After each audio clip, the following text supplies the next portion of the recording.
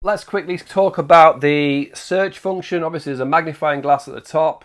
Give it a click. If I type in Yorkshire and I'm looking for any posts in Yorkshire, these are all topics.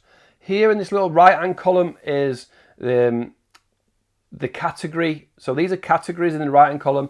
These are topics. So if I go to the category, that will jump me to the Yorkshire category. Again, if I type in Yorkshire, I can find anything that's happening. It's going to highlight where it says it. So if you're tracking your golf club, or you're tracking your name, or you're tracking something like that, you can do it. If you go here to more, it will pan out to more information, and you can filter the search down to criteria that you want to tunnel into.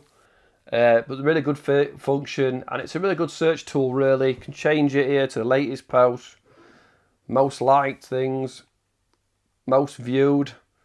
Paul Donny, that's because it's the oldest post on the site. So the search function is really easy to use to find where you need to be.